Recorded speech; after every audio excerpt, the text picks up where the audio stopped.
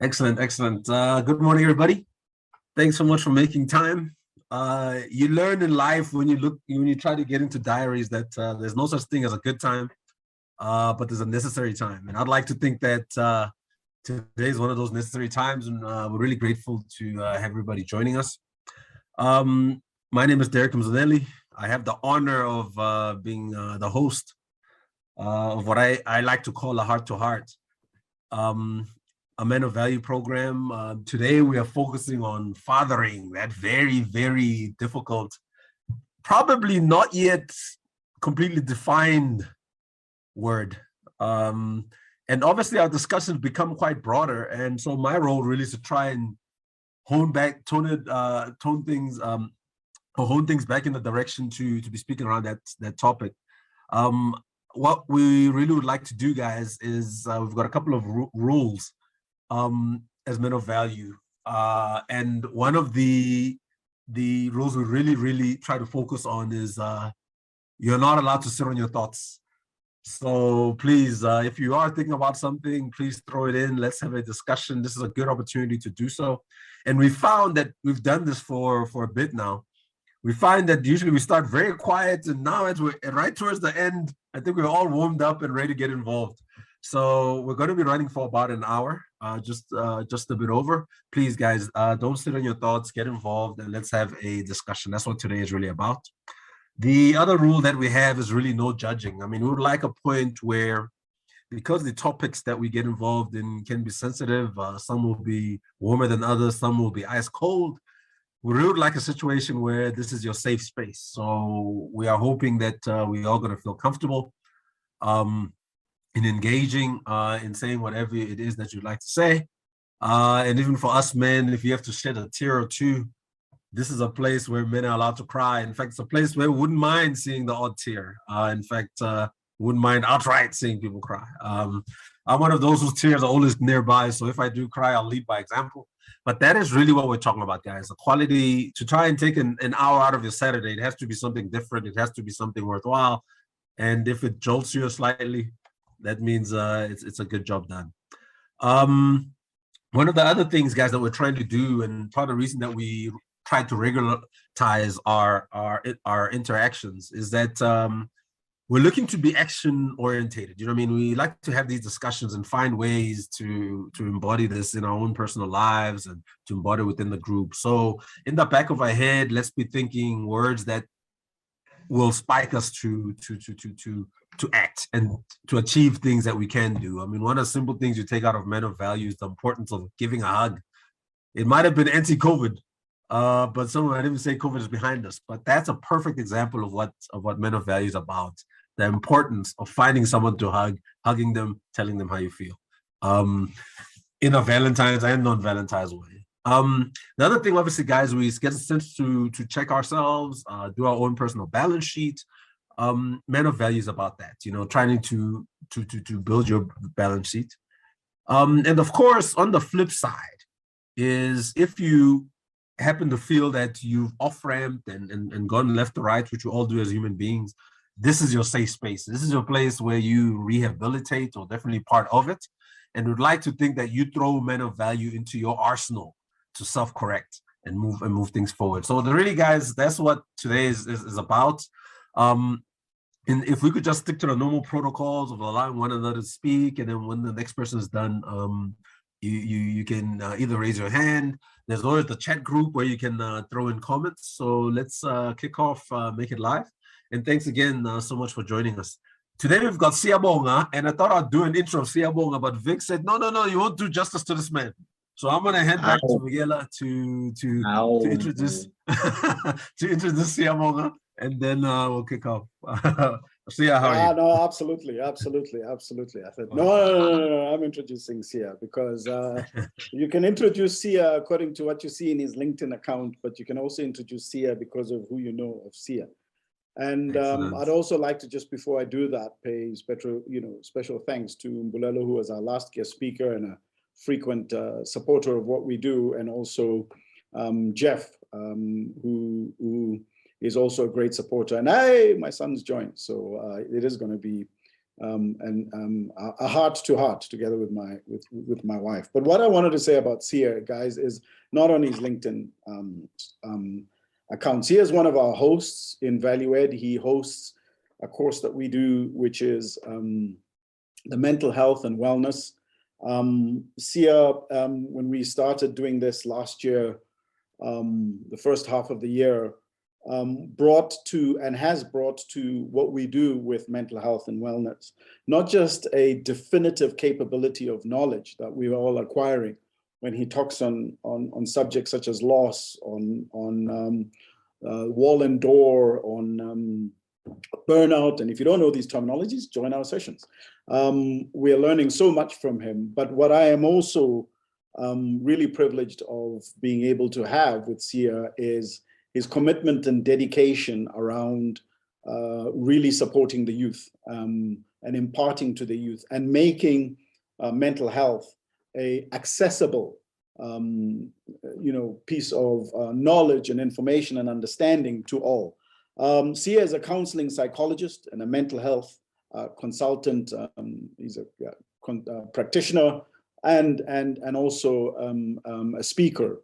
And he does a lot of work at universities with the youth in terms of a lot of the counseling that takes place there. But as we have done Men of Value, we've got two, so that you all know very clearly. We've got Men of Value event, which is the one today, which is for everybody, men and women, moms and dads, those who are, in the forefront of our society, where men they're engaging with all the time, and that's all of us, I suppose. And then we've got Men of Value program, which is very specific for men. And what we tend to do is take the topic that we've said in the program and bring it to this event so that we can get a broader view of a sense of what's going on. And that topic obviously is about fathering and being fathered. So whether you are somebody everybody here has some kind of relationship with that, and we'll be interested in your views. So without further ado, what we really want to do is just, ask Siya to kick off, and utilizing his experience and what he does from a counseling point of view, just get into the meat of this fathering conversation and fathering discussion. One thing that you did say, Siya, that I want you to pinpoint, which was quite powerful in our last session when it was just men, was that those who have grown up without fathers need to learn to father themselves. That was a very powerful statement, because we assume that the loss of a father or the absence of a father means that everything is doomed. But you talk about this construct of that. And last but not least, before I hand over to Siya, I can't not mention, folks, one of the founders, co-founders, co-creators, co-thinkers of ValueEd. Paulo de Oliveira is here, all the way from Cape Town. If you look at ValueEd and the construct and the concept and even the name, Paulo and I were the ones who came up with that. So Paulo will always be an honorary, not even an honorary, a co-founder of ValueEd. Siya, over to you, my man. Let's kick it off. Okay, good morning, everyone. Morning, Derek. Morning, Vigela, and everyone else who's here. Thank you so much for this opportunity. Let's talk fathering. It's funny how I had a session yesterday with a female client, and she was talking about a concern for raising her son. She has two sons. She's like, I have two sons and I'm really concerned about how they should turn out. I want to instill values that would kind of be different from other influences in the boy's life, which are the father and the grandfather, which is probably the reason why she's in therapy, because she's fallouts with them, or she feels like they have impacted on her life negatively, that she starts worrying about the fact that the same things would happen to her children. So we were talking about that, and I spoke about the fact that she can try her best to influence them and be in their lives the way that she can, but she also needs to understand that she's not the only influence or influential person in her boy's life. The father is there, and many other influences on the macro scale, media, politics, economy, and all of these things. So there's only so much we can do. And it's really powerful how research seems to suggest that children who grow up in two-parent homes, who are living a relatively okay life socioeconomically, somewhere in the middle scale or whatever, are more likely to thrive than children who do not have these type of things. So the presence, one, of a father does so much before he does anything, before we know that he's a provider, protector, and all of the other magical things that we usually attribute to fatherhood. The presence of a father, of course, with the presence of the mother, is as powerful and as effective. Now, this is an ideal, ladies and gentlemen. Most of the time, this doesn't happen.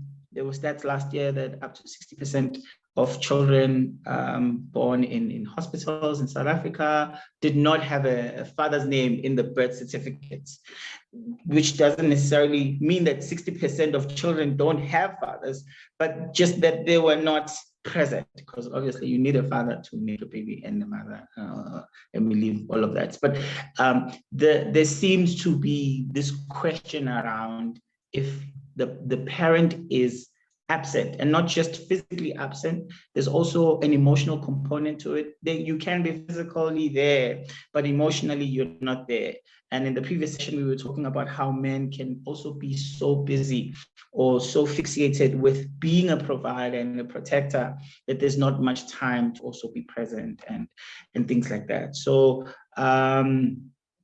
going to Viola's point before I take it back to the chair, is that sometimes the ideal may not be the case. A lot of people lose their parents due to death, due to relational breakdowns, or whatever reason.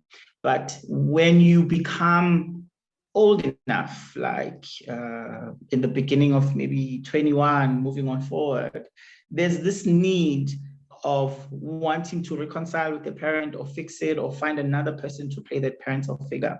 And when that doesn't happen, I would like to also emphasize the fact that you can be the parent that you did not have for yourself, that we cannot use necessarily the absence of a parent, although detrimental or a big contributor to certain issues that we might have, whether self-esteem, self-worth, and all of those things, because research does seem to suggest that children who grow up with present parents have a stronger sense of self, because that's where they learned how to try things, and a parent would teach them silly stuff like when a child comes with a piece of paper of whatever they drew, as hideous as it is, and say, "Mommy, look." So hearing that, it's so nice, baby, that builds the type of thing. They learn boundaries as well with punishment or discipline and all of those things. Now, if all of those things, if you didn't get those things in your life and you're still here, it's a big deal. But it's not necessarily the end, in the sense that what's going to happen to me now that I don't have a parent, or the presence of a father, as many young men and women are struggling with today, is that we need to then find other people in the periphery, like mentors and teachers and pastors and all of those influential people in our lives, reading books and such, almost to rebuild the thing that we felt was lacking. Therapy can also be a great space for that, where you are talking to someone who is able to help you find yourself and to build on the areas that you felt were lacking. So yeah, we'll talk a bit about that. So thank you, Derek.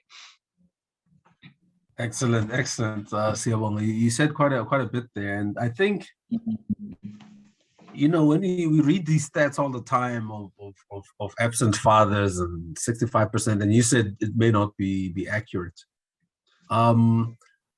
Would one perhaps, in modern day, if you say this is the figure and you believe it's the figure, should we all, men as women, in having and raising families, start to think of models that we can use excluding a father? You know what I mean? Should it be a case that when most mothers are headed in the direction, or for example, if you're pregnant, the model you should be thinking about and building for yourself is one without a father as the literally the biological father? Should that be the thinking and the planning? No, it's there and it's possible. A lot of people, we've had people who want to have children via donors and all of those things. Not every biological father can be a dad. That yes, we can replace a lot of things, but we cannot replace that part, the fathering part. So sometimes if it's not with the biological father, maybe having a male influence, like a friend, the grandfather, the uncles, and all of those things. So we cannot take away any of these things. And back to the, okay, let me stop. But yeah, I hope I answered the question. Any model that excludes a father figure or a mother figure is in itself ineffective or even toxic. It's flawed. So our learning, and definitely your experience, and maybe even our collective experiences, speak to the importance of a nuclear family. I mean, it's probably moved on from sitting together at dinner at 6 o'clock. You know, it's just hard to achieve that today. But the biggest chance to raise fathers who can be fathers is in a healthy nuclear setup. Is that what you're saying? Yes, or even sometimes the nuclear setup might not be contextual, like in the African sense. A lot of the extended family usually is the thing. But yes, ideally, having the presence of at least a father and a mother is recommended. And then also the extended family, especially with issues like working and stuff like that. So rather than saying, maybe the words that we should be saying that no one should be denied in having access to a child, whether it's the village or it's the father or the mother. Interesting. Yeah. Derek, I just, one of the things that I wanted to, and going back to, the John Doe example that you gave earlier on of the patient you were dealing with, or the person you were dealing with you were counseling, in terms of this act of trying to deal with trauma related to parental upbringing, particularly on the father's side.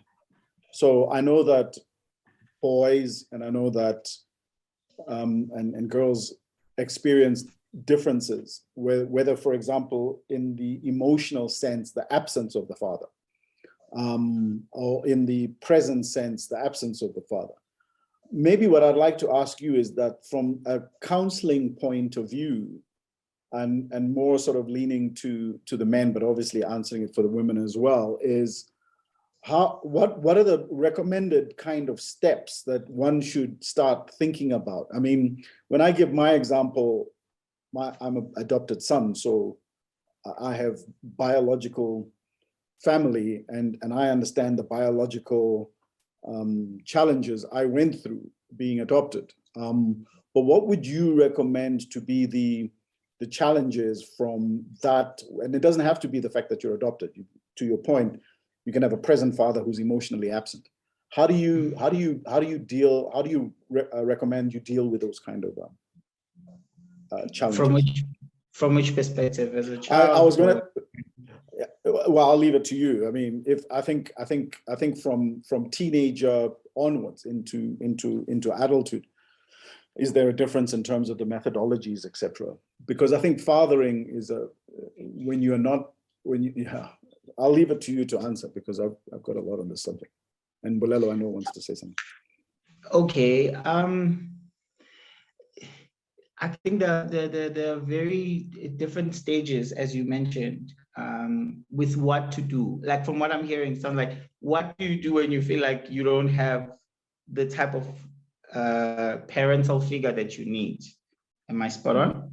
Yeah. Yes. Yeah, that's a nice one. What usually happens is, theoretically, in the teenage stage, that's like where people, teens try to find or establish some sort of identity, and knowing how to go about this life as a teen. And it's a very difficult stage. And now with the changes in the world, we are seeing this teen stage even like being beyond 18. Like you can still try to find yourself at like 21 and 25 and all of those things. So, and a lot of those things happen to push away the very parents that you need, because I'm trying to find myself and these people are putting all these rules on me. It's a very difficult time, both for parents and for children. But for some, then that would lead to associations with people that the teens at the time would feel like, these are people that I understand. So group affiliation, gang affiliation seems to be the thing, and that the influence comes a lot from those areas. I think for the most part, it would require structure. A lot of parents then put in structures to make sure that that's where the rules come in, like curfew and all of those things. And then it's a back and forth. But practicing understanding is usually the thing that I would recommend more so. We speak about parents not forgetting that they were also teens. Sometimes parents forget that they were teens in how they approach their teenagers. But what we see a lot is that there will be kids who are trying to find themselves, but in an unruly way in how they talk and how they behave. And it would differ. This is it's very complex. But from what I would say, be open to, this especially to parents. There will be moments where the child will want to connect, but would not be able to articulate it in the way that you can receive it. So every moment that they want to spend time with you, every moment that they want to do things with you, those are the corners, those are the gateways. But we often overlook those things. They're like, no, I don't have time for that, or I'm busy, and things like that. So the common understanding is also allowing the kids to let you into their world, because that's also something different. We would then prescribe what is right for them, and we always clash because we want the same thing, but it doesn't go around in the same way. And then when people grow up, it's questions about identity, especially for men and boys. Hey, who am I? What do I want in the world? What am I connected to? Or am I part of the bigger structures of the world? So those influences then continue. But nothing beats spending time together. I think that's the common understanding, because by the time someone is 21, you can't even recognize them in the way that they make the decisions and they move on in their lives. So this is a very difficult question. But what I'm trying to say from a teen perspective is identity confusion, or seeking an identity, is one of the biggest things that a child would want, or a teen would want to get at, and helping someone to also understand that I was also there. Your language might be different, your context might be different, and to also be more empathic, to like, let me into your world. The feelings that you're feeling, I also felt them.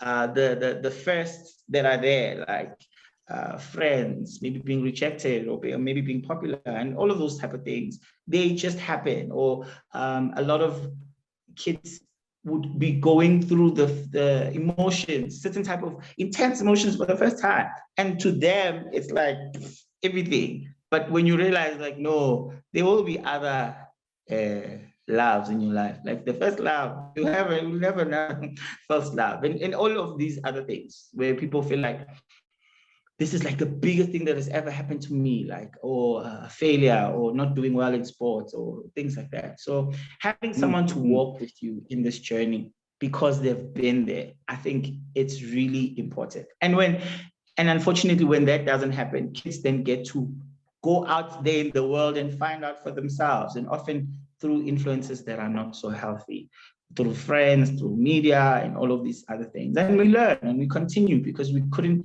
get it from the main source. Yeah. Interesting.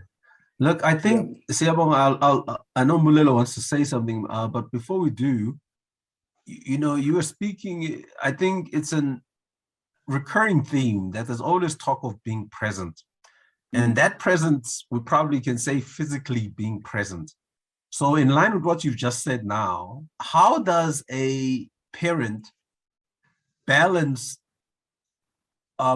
balance that? As in, I want to be present, but I don't want to encroach, you know, because of the things you're saying that, you know, people are finding themselves and moving different. What is that balance? That, you know, is it have supper together every day at 6 o'clock, or is it have an event with your child on a Saturday? How do you etch yourself into that diary, and how do you know that you're not pushing them away by trying too hard to be in instead of letting them grow and develop? That's nice question, Derek. The word culture comes to mind. What is the culture that you're trying to build in the house? You can't be everything and everywhere, but there are certain things that would matter or that you would like to instill in the family. One, it would be maybe the dinner spent and making it work.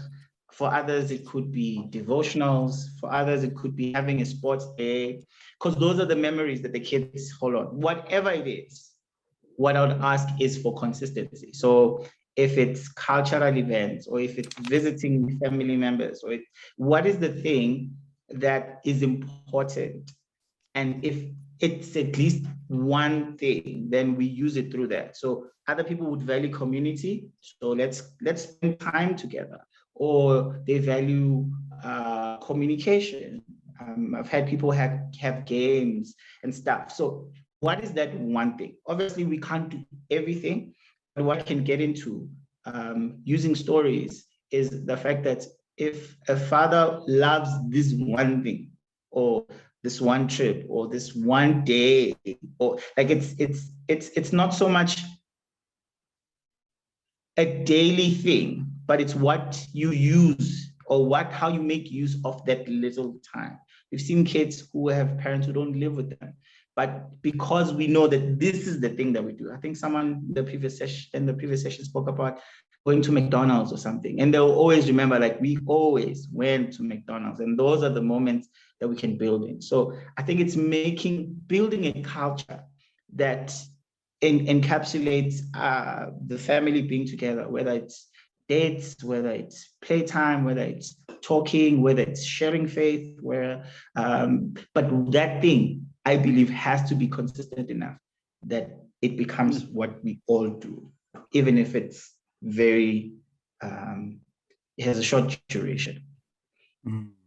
I don't know if it would make sense. It could be whatever that we choose, because I think it's the consistency. It doesn't necessarily be about, hey, daddy's not here, but people must remember, when daddy comes back, what is the thing that he does? And if there's nothing, or it's very difficult, then they won't even blame you for not being there if you don't make use of the time that you are there. If daddy comes back from Johannesburg or from Durban or whatever, what does he do? Does he sit us down, or do you have to go to bed? Or when we hear the car coming in the garage, do you have to go run off to in our rooms? And that's the culture. That's the thing that they'll get used to every single day. Interesting. Consistency based on a certain cultural value. Excellent. Mulelo, I know you wanted to say something before you lose your thoughts. Are you there? Hi, Derek. No, don't worry. I don't lose my thoughts. Mbulelo, I actually want you, I think when we talked before you actually say what you want to say and add, I'd like you to add this into the construct of the conversation which you're just about to have, or the message you're just about to give, is that this thing that you said about a male and a man. And I think because we have young ladies, I think we just lost Apandula, this conversation about, this male and man. And I know that Siyabonga tweaked that a little bit to a boy and a man. But I think the conversation about a male and a man, just, I don't know what you want to say, but just inside what are you going to say? Okay. Well, I think Vic I would also like to invite people maybe to listen to the podcast that we're going to do next week, because I'm going to go into detail when it comes to that part. But I will obviously indulge you and say a bit in terms of what you have requested. I'm not going to be long because I tend to speak a lot or to talk a lot. One of the things that always worries me when we talk about, or when we have conversations around these issues that we're talking about, is that, I think all of us have heard Bishop Desmond Tutu, it's my pet quote, his quote where he said, we should stop looking at pulling people out of the river or fishing people out of the river, but go upstream and find out as to why they are falling into the river in the first place. For me, the issue of fathering or contemporary fathering, that's how I would like to put it. For us to be able to understand it and deal with it, we need to go upstream and find out as to what has gone wrong in terms of contemporary fathering. And there are a lot of things that have gone wrong. Because if you look at what, for instance, Siyabonga has said, and also Derek and also you, Vic, in terms of what the role of the father is supposed to be, including the presence of the father. These are some of the things that some of us were observing, not even taught when we were growing up. We observed in terms of our fathers, and we followed suit in terms of how we then viewed what fathering is all about. It wasn't just about financial provision, but it is presence. And presence, not just physical presence, but presence in terms of what you do, and also leadership that you show in terms of the family. And you grow up obviously having that model and say, I want to be like him, because he takes fathering seriously. Unfortunately, I'm going to use a strong word, we live in a very hypersexual society these days, wherein you have a situation wherein people will say, I don't need a man, I can have a child without a man. It's a very hypersexual society. And the most unfortunate part, in a hypersexual society, you then have children being the victims of that hypersexual society. Because if you listen to the things that Siyabonga has mentioned in terms of the statistics that he shared with us in relation to the kids that grow with both parents and kids that do not grow with both parents as to what happens. In a hypersexual society where, for instance, people believe having a kid is just a biological process, it has got no social connotations, then we have the problems that Siyabonga has spoken about. And I think for me, those are the streams that I'm talking about, that people, for instance, fall in, and finally they get into the river, and there's a river that we're talking about now is to how do we fish people from that river? And that's a problem, that it's difficult to fish them because they are there. That river is deep. They were not supposed to fall in the first place. We were supposed to catch them on the streams before they got into the river. And I think for me, future conversations, however, need to look at the streams that these people are falling into. And we dissect them and see as to what are these streams, what is the content in terms of these streams? How do we deal with situations wherein we avoid a situation where people fall into the stream such that they find themselves in these deep rivers that they are unable to get out of. Right now, for instance, there's a project that I'm doing with leaders of Christian, different faiths, Christian religion, and not Christian religion only, in fact, different faiths, because there's Islam, there's Jewish and others, where I look at where has religion gone wrong in terms of becoming a moral compass in terms of the society, where, for instance, things like fatherhood and all the other things, for instance, that we knew religion was good in terms of teaching people, in terms of being a moral compass for the society, but now religion has not done that. It's not doing that anymore.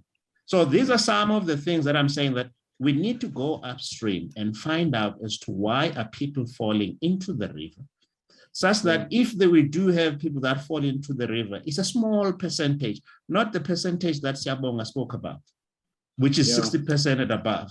So I think that's my contribution that I would like to make, and say maybe future session We need to have those conversations, because I think that percentage that Siyabonga spoke about is going to grow. Based on what one is saying, it is going to grow to maybe more than 60%. Will end up going to 70% or 80%. Exactly. Well, exactly what I was asking. Is that not the planning should not be based on the 70 plus?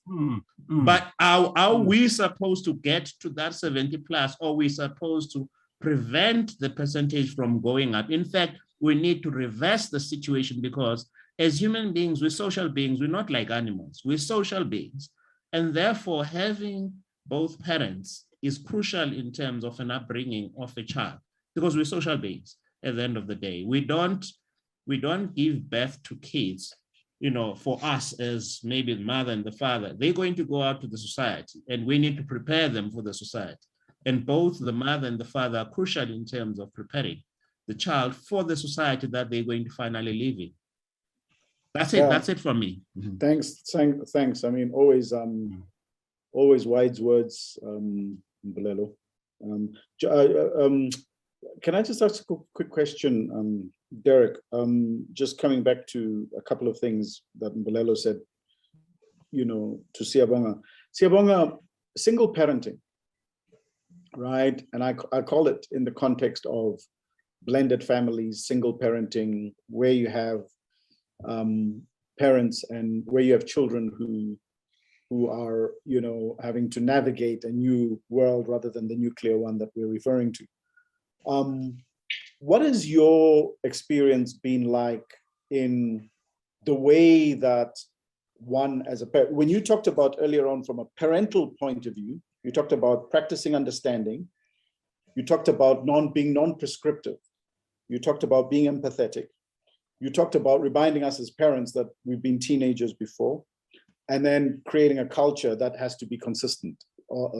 If I now reverse that to a child point of view, as a single parent who's raising a child, what are the things that we should be comfortable with that are going to be the consequence of this situation? We're always trying to fix something, but to Mbulelo's point, it's downstream. The child's been in the water, right? They're going to be wet. So you can't avoid that. What are the things that we should be not comfortable with, but aware of that? Look, this, you need to just leave it to time to become the solution that it needs to be.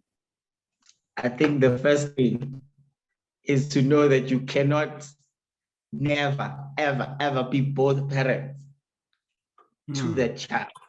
I think a lot of, we've had this, I don't believe it myself, but yeah, we hear this nonsense a lot of time during Father's Day and Mother's Day. Hey, you were both my mother and my father. And a lot of parents are under pressure to try to do that. That now, because, and I don't think it's true though, unless there are only two people in the world. There's or rather, let me start this by saying there will be limits as to how you are to your child. You cannot be your child's everything. And we see this a lot with parents who are overly protective, overly overbearing. They're trying to make sure that I know each and everything that you're doing. And obviously it comes from a good place. So you have to let go of the fact that, one, you cannot be their everything. You can only be who you are, and that's almost good enough. There will be other parts, obviously, that you may not be able to reach to, whether it's being feminine with the parent, there is no mother or mother around, or more masculine with a parent with no father. And that's where we have other people to supplement all of these things that are kind of lacking. But I've seen a lot that with single parents, they take the job so intensely that it's almost as if they stop their own lives. They sacrifice being a woman, being a man, and they just become a full-time parent, giving themselves wholly to these children who are also under pressure because they realize the sacrifice that the parent put themselves in to take care of the child. And that usually raises a lot of children who are very anxious and unsure about anything because they had to do things right, because I can't disappoint my mom, for instance, because she sacrificed so much. I encourage a lot of people, if you're not seeing anyone, please date, please start seeing people, live your life, because what we're seeing, we are raising children that are more anxious. Sometimes it's good because they become goal-orientated and stuff like that, and they are hard workers. But the downside to that is the anxiety of always thinking that things were not going to work out well. They become so anxious in life that they can't even enjoy some of the things that they work hard for, always working for approval and all of those things. And I'm saying this is a blanket thing. I'm not saying it happens all the time, but I've seen that trend that from the parent feeling like I need to be everything to these children, including their confidant, which is also not nice. I don't have time to say all of these things, but realize that you can't do everything. Allow yourself to play that one role, if possible. Just be a mother, just be a father, and that is good enough.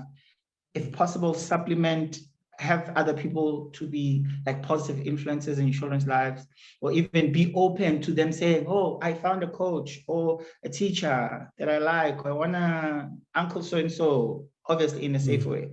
And then live your life. Stuff like it's okay to talk about wanting to date again, wanting to meet other people, wanting to be involved in certain things, because the sacrifice of wanting to just be this person's everything is also quite unhealthy. Wow, what an interesting point there, Siyabonga, is unintentionally, you can actually increase a child's anxiety, probably even limit their ability to learn, because I think the one thing about learning is you learn from mistakes. In fact, in business, you argue that the mistakes are where you do the biggest learning. And you think, you know, if you're not allowed that latitude to have the blunders, how then do you know the consequence of getting drunk if you didn't get drunk and actually fall into whatever, you know? So it's interesting what you're saying, you know. Jeff, welcome, Jeff. I see you've got your hand raised there. I'll let you get to it before. The Oracle is about to speak. Vic. The Oracle. The Oracle can't speak after my big brother Mbulelo has spoken, and he's said it all. But a very riveting conversation. Thank you, Derek. Thank you, Sia. Very wonderful points. I have a couple of points that I need to speak and just say, but most of the things have been said. But I just want to give some context in terms of what I want to say. And there's a book that I want to recommend all our members here to read. Please, that book is really powerful, and it will it sets the scene for what Brother Mbulelo is talking about in terms of the project that he's embarking on, because this is what is key. But I want to share some stats coming out of the States, coming out of the USA. And these ones, they are key, because at the end of the day, we need to look and say, what does an ideal fathering look like? So we need to begin with the end in mind. What does it look like? What do we want to do? Because we can talk and talk until the cows come back home. And that's why I like the approach that Mbulelo wants to take, so that we need to do a deep dive and find out from source, why are men falling in the deep end from upstream, not downstream, because downstream the horse has already bolted. So we need to go upstream there at the source, yeah. And this book that I'm going to recommend to all of us to read is by Dr. Tony Evans. It's called The Kingdom Man. Yeah, The Kingdom Man. And how he starts about it answers this conversation. He says, in a football match, so I'm a strong Amakosi fan, yeah? Vic and I also support one team. So if Amakosi... Not Amakosi, Man United. Let's just get that right so we don't mix things up here and everybody gets confused. I'm talking local, yeah? I'm talking local. So if Kaiser Chiefs is playing with my wife applauds. Pirates, yeah, at FNB Stadium, there are two teams, but there is an equally important third team that many of us do not talk about. That if that third team is missing, chaos and confusion ensues. That third team is the team officials. The ref, the linesmen, the commissioners, of the match, that set boundaries. That is the third team that we need to talk about. So when we're talking about fathering, the third team most of the time is missing. I want to give you some statistics coming out of the USA. And these statistics, they mirror globally. And I'm quite sure they mirror, Sia has already mentioned one statistic. So they talk, because these, do not look at these statistics, but we need to look beyond the statistics. What are they telling us?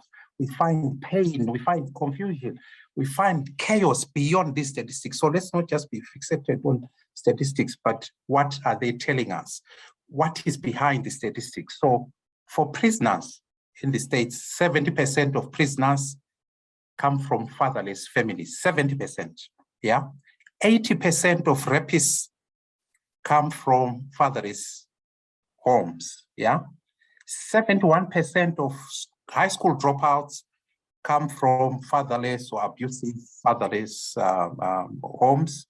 60% of teenage suicides, 63% come from fatherless households.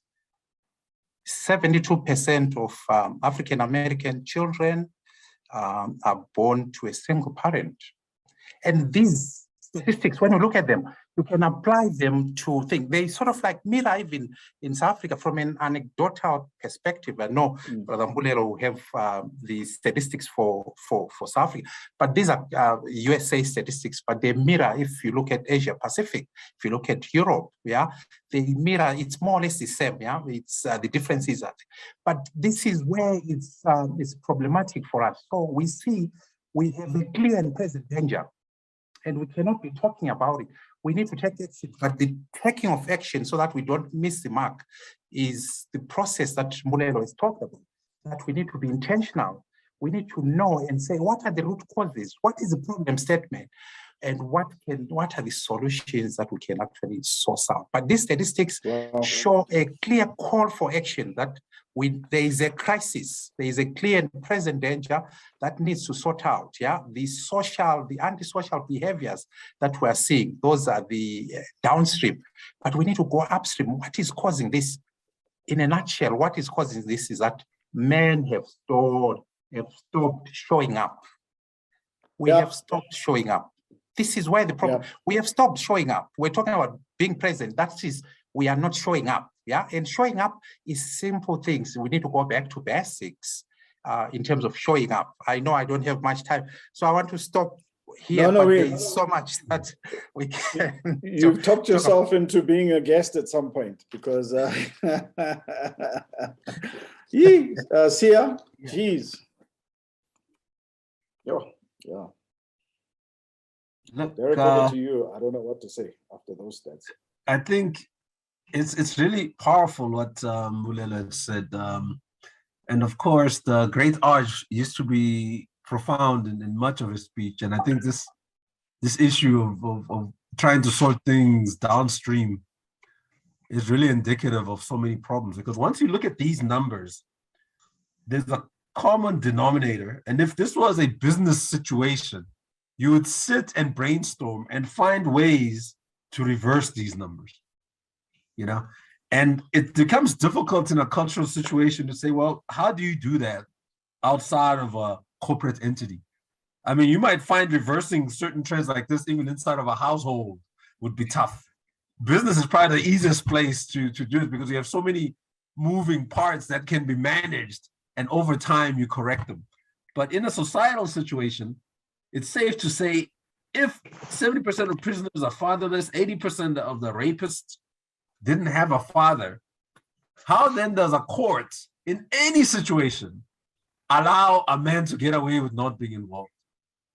You're allowed to get away with not contributing child support. That's a crime. You should be globally named, and something must be done for that. That just should not be discussed. There's no such thing as not supporting a child financially. It should not be open to discussion. But the other side of it, the one was really speaking about, the more than financial, the present side, it seems as if as individuals, we can't seem to, or even as culture, we can't seem to get men to step up. So maybe we go back to the law and say, okay, the law is going to have to step up. The law is going to say you pay child support. The law is going to say you spend days ABC with your child, mandatory. You can't opt out.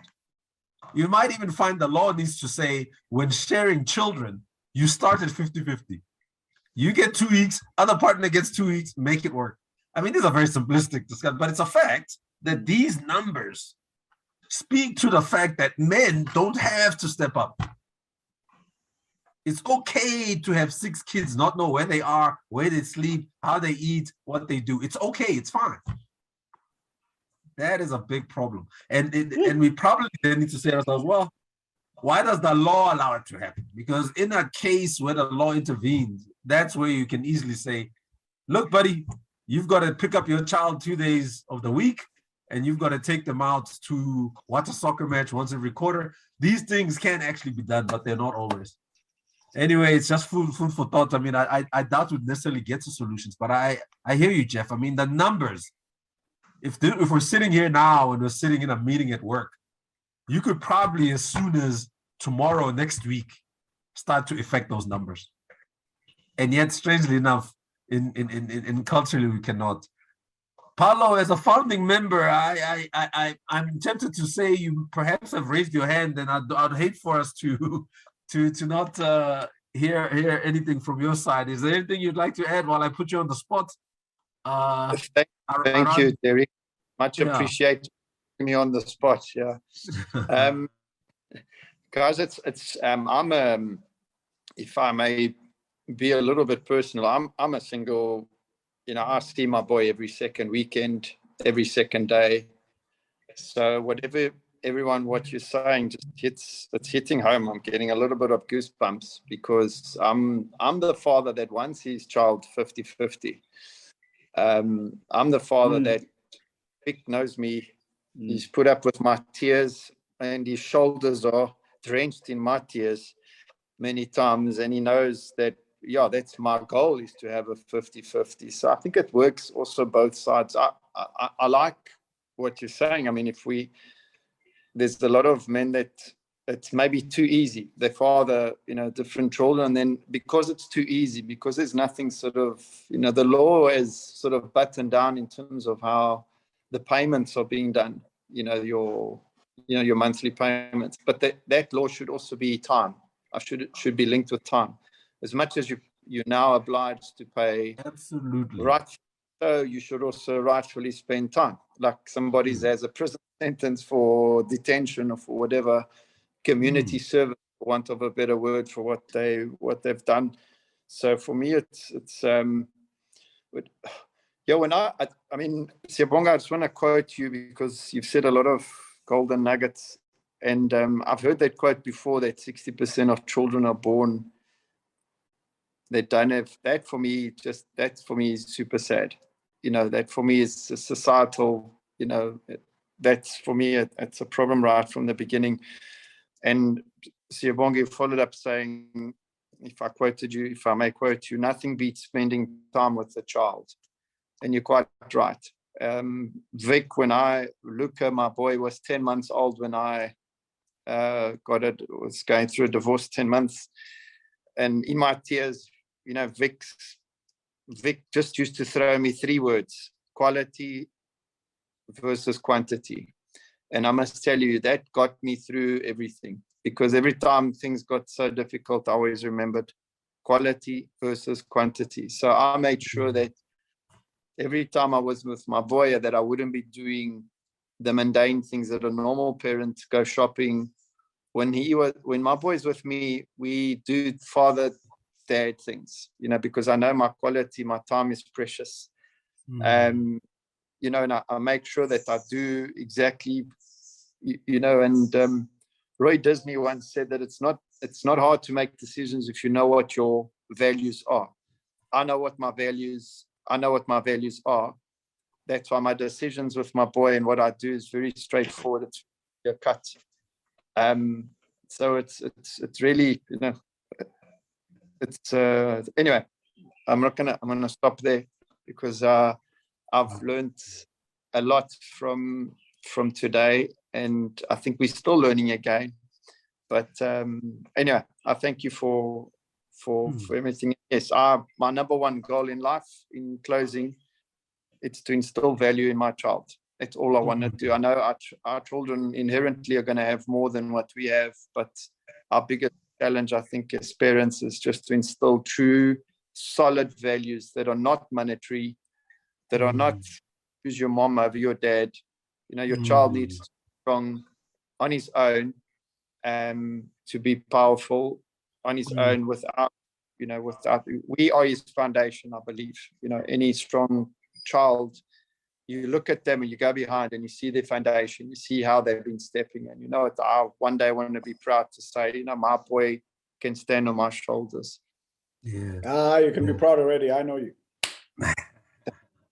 Geez, Paulo, thanks. I think you've added quite a bit of emotion there. And I think when you said for you to step up and see your child when you have to see them is the least you want to do. It's the minimum that you can do.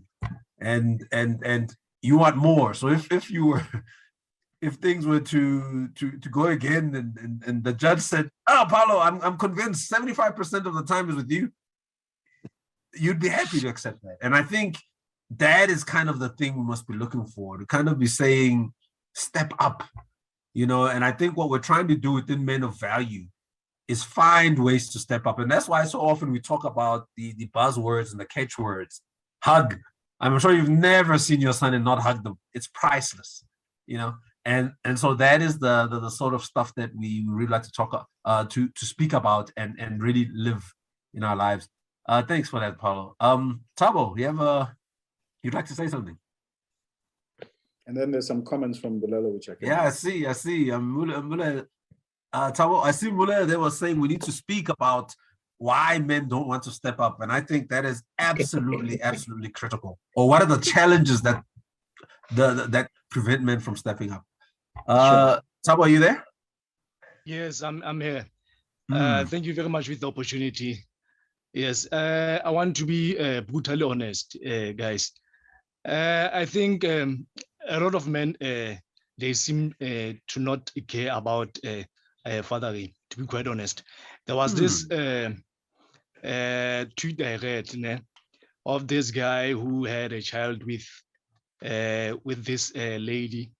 Then they broke up. After they broke up, this guy met another lady and married this lady and had children with this new lady. And this guy did not care about the first child with regard to supporting him with finance. So after 20 years, this lady, the old lady, says to this guy, "Hey, I'm short of money. Can you help your son with finance here?" This guy said, "No, I have children with this new lady. So you want me to drop supporting my children and support your child, as if that child is not his." So a lot of men, they don't seem to be caring, to be quite honest. And with regards to there is a saying that says heredity, nothing, environment, everything. You were saying earlier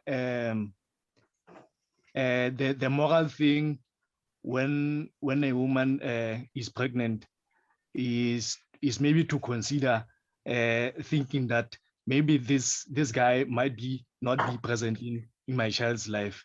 So I must prepare myself already that when he's not there, at least I will instill some of the moral behavior to my child. I think that will be that should be considered, because a lot of men don't seem to care. Yeah. That's my contribution. Good one, Thabo. Thank you. Thabo is a great supporter of Men of Value. Thank you, Thabo. Yeah, and I think, thanks, Thabo. And I think when you say don't care, it's a genuine not caring. I mean, it's almost, it's intentional not caring. I think I think imagine if it's your child's birthday tomorrow, it's easy to verbalize and say, I don't know when the birthday is, or I'm not invited. I don't care, I'm not going. But I'm sure the next morning you've got to consciously be saying, I'm not going. I'm going to forget it's their birthday. I'm going to. You probably, and Siyabonga, maybe you can add here, because I'm sure you deal with these things day in, day out. The effort of not fathering. You know, I don't know if you can not father passively. There's probably a certain element of, I don't want to call it aggression or denialism or maybe, but it's intentional. Yeah. Is there something of that sort? I would like to think so. I think a lot of times in the South African context, I don't know why men do this, that when there's a relational breakdown with the female, the partner, and then it also goes together with the children. Like, I don't know how that works out. I know children have also been weaponized in relational breakdowns or in breakups where you don't get my child and stuff. And that's why I'm also challenging the 60% stats, that it probably is because the father was not even allowed. And a lot of men, if you've denied him once of being his child, that thing, they just let it happen, and then it dissolves them of that responsibility. So a lot of men also, family planning we should also discuss it, because a lot of kids were not planned. And if that is the issue, together with socioeconomic issues and stuff, if it's convenient to just walk away, a lot of people then, men specifically, because society always pushes child rearing to women, then they carry the burden, the responsibility. And as an African man, the aspect of surnames matters. And we're seeing this trend of men who were raised in their mother's surname, trying to change their surnames because of seeing that sense of identity being lost. And this thing started off because the parents were fighting, and then the mother probably, and this is a fictitious example, chose to use the children or to take the responsibility of taking care of the children, obviously to protect the child, because a lot of women feel like, if you don't treat me well, I don't think you will treat children well at the same time. So there's, like Putumbulelo was saying, a lot of greater context that also allow men to just walk away without even feeling anything. And I think we need to challenge those type of things that are there in society. Derek, there used to be England, used to resolve issues very quickly. There has to be a day, guys. There has to be. I'm saying there has to be a day where a guy is embarrassed, literally embarrassed to not be stepping up. You know, and I'm talking the basic stepping up here. You know what I mean? It just has to happen, because thinking in our own personal lives now. I mean, I know we've got different age groups here, but you know, when we grew up, you could get drunk and drive clearly all the way across the country and back, having not been sober for 1 hour in your journey to Cape Town and back. You could do that. Today, you would be embarrassed, you'd be ashamed, you'd find a hole to hide under. If they even said you drove a portion, you know, half of that distance under the influence, you know, whether or not something has happened. So we need to just see how a conversation like this can be elevated to where it needs to be. You know, you stay in a complex, you don't pay your bills, it's written for all and sundry to know, they go with name and shame. You know, and yet something so serious and so detrimental and scary are these figures. We don't seem to have that same drive. No, thanks, Siyabonga. I think there are many sides to it, and I think Imulale here, when he talks about, you know, what are the challenges to men, I think it's really something that needs to be addressed. And you know, this thing of historically where women tended to, you know, you go to court, the leaning is already toward the mother will have the kids, the mother will take care of. And obviously those things have created some of these stats, you know? But it would be great if we cannot do it ethically, culturally, morally, which is what we're aiming to do, is that at least the legal system you know, because you saw even now in Sona, we're talking about gender-based violence issues and all the rest. You know, some of these things have to be written in black and white, and beyond just being written in black and white, they need to be implemented. And I think in South Africa, I think we're great at getting stuff documented. You know, you can find something great to read and so on, but the implementation we fall short.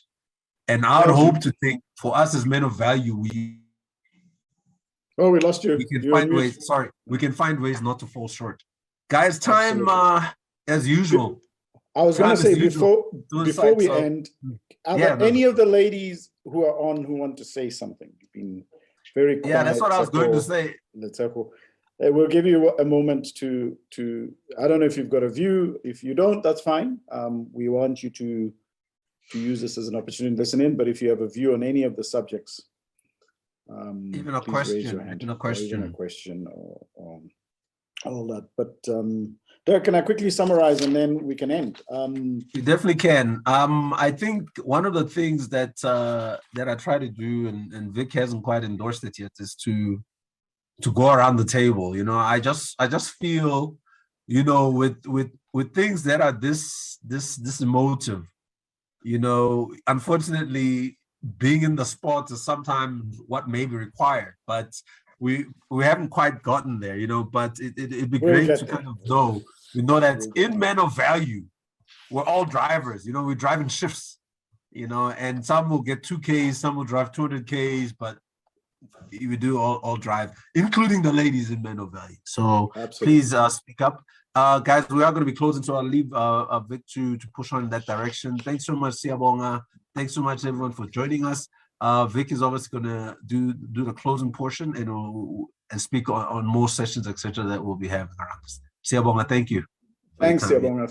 Thank you, everybody. And again, we use this platform to, as I always say, to do what we don't do as Africans, Jeff, is to talk. We don't, I mean, so much I've learned, and I'm 53 years old, just from listening to Siyabonga and everybody else. If we're not going to learn from each other, then we're just going to continue the practices of old, which, as we can see, getting us nowhere. So I think this thing of presence that you've spoken about, Sia, is essential. I know we didn't get into the male versus man thing, but Mbulelo will talk about that in the podcast. And then I think you tackled the issues of dealing with the father issues, whether it's father and child or vice versa. One of the things that I wanted to talk about, which is a conversation I had with my wife last night, is fathers who sacrifice themselves at the quote unquote expense. So if we think of Mandela and what he gave up, and people who went into exile and what they gave up, I'd like to have that conversation sometime.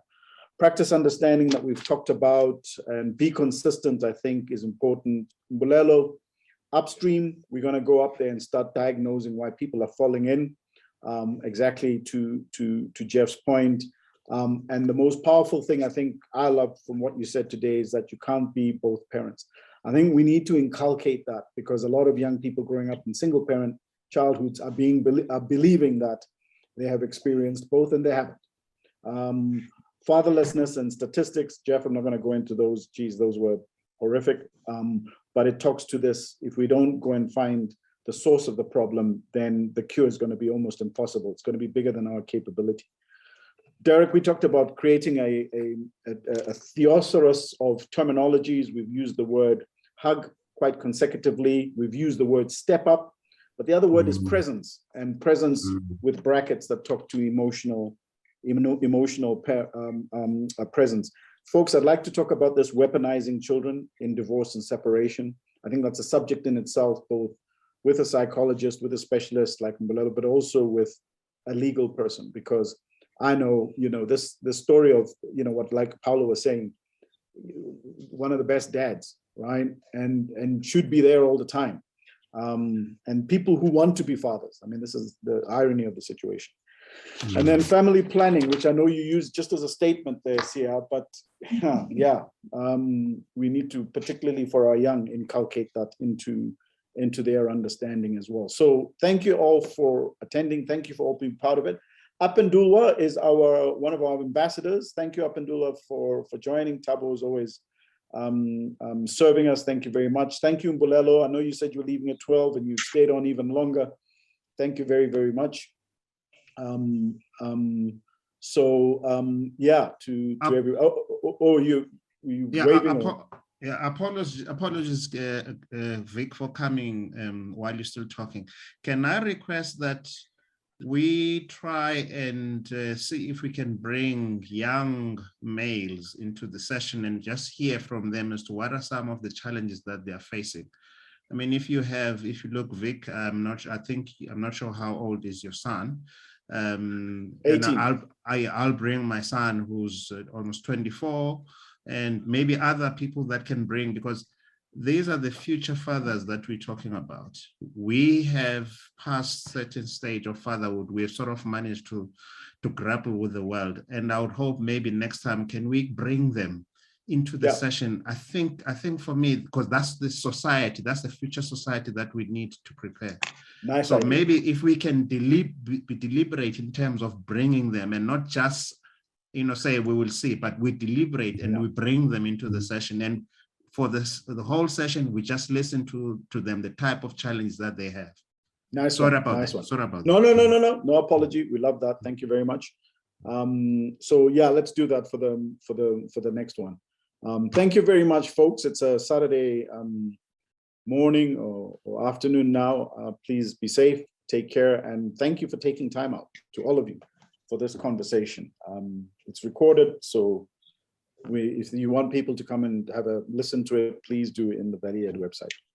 Woo! Let's do this. Thank you. Let's change the world, folks. You. Let's change the world. Thank you. Thanks, everybody, and take care and be safe. Cheers. Wow. Thank you for watching this Value Ed on the go recorded live session. If you enjoyed this session and would like to learn more, please head through to valueed.co.za/members. By becoming a member, you will be able to join our live and interactive sessions. This will allow you to ask the host questions, but also meet our other Value Ed family members who are part of this course. You will get access to all of our on-the-go recorded live sessions, as well as our other Value Ed sessions, including the Mogul Masterclass, Leadership Masterclass, and Career Discussion Academy. So, we hope that you decide to join the Value Ed family by heading through to valueed.co.za/members. Until then, we hope that you stay inspired to make better choices for tomorrow.